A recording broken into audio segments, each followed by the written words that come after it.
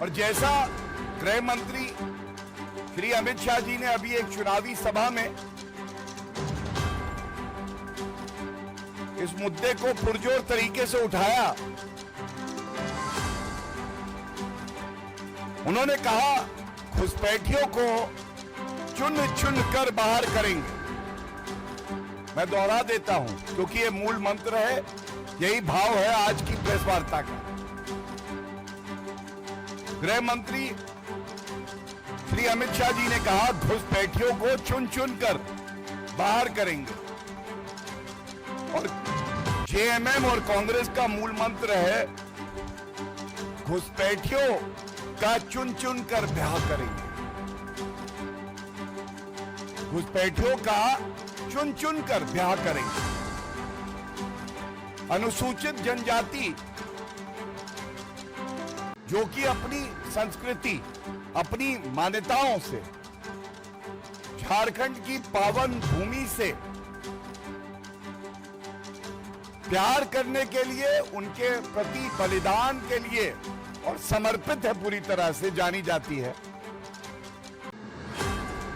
ये किस तरह का षड्यंत्र है जेएमएम का, कांग्रेस पार्टी का, कि वहां जो हमारी बहन बेटियां हैं घुसपैठियों को पहले आने देते हैं और एक सिलसिलेवार तरीके से एक डेमोग्राफिक चेंज ये लाया जा रहा है। और ये बात मैं नहीं कहता हूं, मेरे हाथ में मीडिया रिपोर्ट्स हैं, और जब बहुत मजबूती से भारतीय जनता पार्टी ने इस मुद्दे को उठाया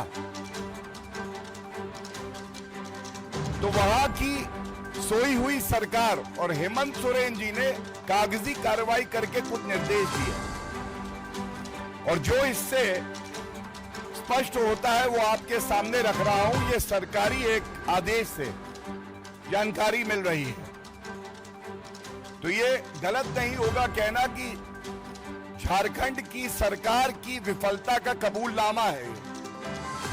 और ये क्या कहता है, ये सरकारी आदेश में है, स्टेप नंबर 1, बांग्लादेशी घुसपैठियों को पहले चिन्हित करके मदरसों में ठहराया जाता है। ये जो बांग्लादेशी घुसपैठिए हैं, किसी भी सरकार का, किसी भी मुख्यमंत्री का ये कर्तव्य है, ये उसकी निष्ठा होनी चाहिए झारखंड की जनता के प्रति और देश की सुरक्षा के प्रति, कि वो इस तरह की संवेदनशील सूचना तुरंत केंद्र सरकार के साथ साझा करे और ठोस कदम उठाए। और ये जो घुसपैठिए आते हैं, इन पे कैसे अंकुश लगे और कानूनी कार्रवाई हो, ये देखना है। लेकिन इनका ही आदेश है, मैं पहली लाइन पढ़ देता हूं। इसमें लिखा है, प्राप्त सूचना अनुसार इन बांग्लादेशी घुसपैठियों को पहले संथाल परगना क्षेत्र के विभिन्न मदरसों में ठहराया जाता है। That is step number 1। Step number 2,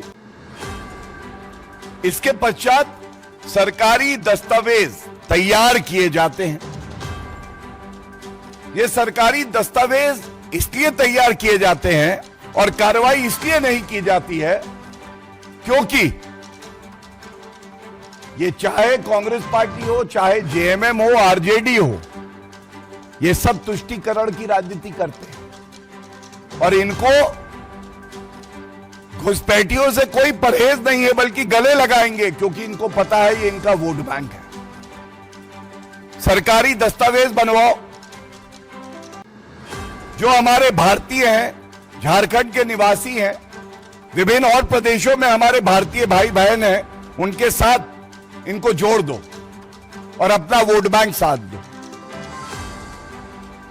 तीसरा काम फिर वही करते हैं जो मैंने अभी आपको बताया कि मतदाता सूची में इनका नाम डलवाया जाता है और ये इनका दस्तावेज कहता है। और फिर सबसे गंभीर बात सामने आती है, वहां पे साजिश के तहत वहां पे बसा दिया जाता है और जो हमारी बहनें हैं, जो अनुसूचित जनजाति से हमारी बेटियां हैं, उनके साथ विवाह करवा के उनकी जमीन पे कब्जा कर लिया जाता है। अब ये सवाल आज पूछा जाएगा, क्या जेएमएम और कांग्रेस पार्टी के लिए घुसपैठिया ही सही उनका वोट बैंक है, इसलिए कोई कार्रवाई नहीं होगी, और जो मूल निवासी हैं उनके हितों की रक्षा, उनके अधिकारों की रक्षा से इनका कोई लेना देना नहीं है। इनकी जो जमीन हड़पी जाती है, तमाम बार भारतीय जनता पार्टी ने यह बात उठाई और मूल निवासियों ने कंप्लेंट दी, इस पे कार्रवाई नहीं करते हैं। और सबसे बड़ी बात है, यह आंतरिक सुरक्षा के लिए हमारी एक बहुत बड़ा खतरा भी है। और जैसा मैंने कहा, बाबूलाल मरांडी जी ने इस मुद्दे